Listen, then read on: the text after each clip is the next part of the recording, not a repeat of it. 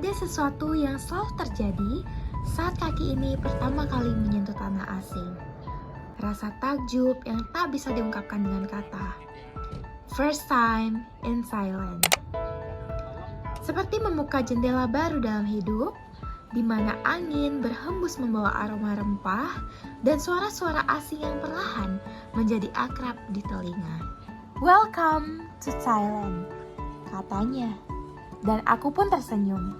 Dalam hati berbisik, let's see what this place has in store for me.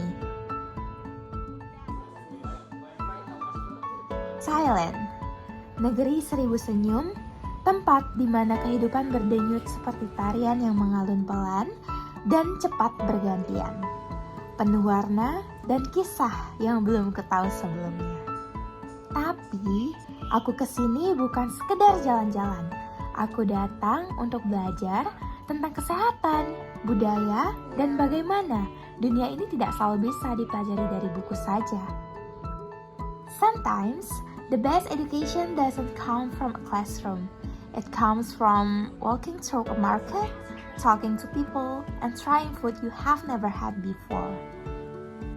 Di sini, aku sadar, sehat bukan hanya tentang obat dan dokter. It's about values, about traditions, and respect for our body and nature. Health is culture, health is harmony, and health is deeply spiritual here. Ngomongin soal harmoni, rasa-rasa yang kutemui di lidah seperti simfoni yang hidup.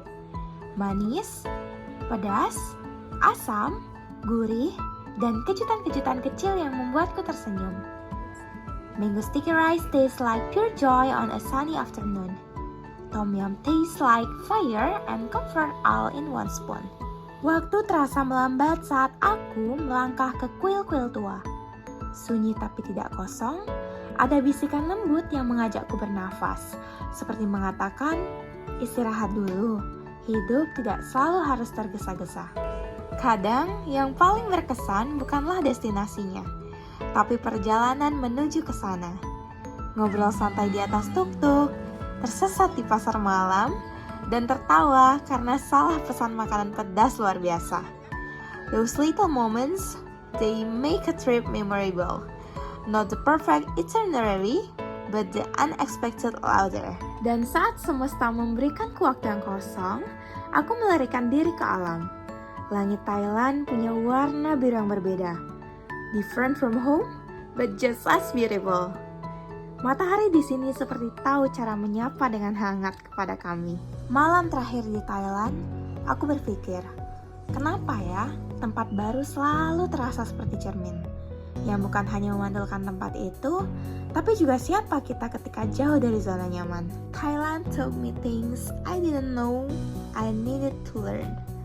Tentang keberanian untuk tersesat, tentang menerima perbedaan, tentang mengalir seperti air, dan diam seperti Buddha di altar kuil. Perjalanan ini selesai, tapi cerita dan pelajarannya tinggal di hati.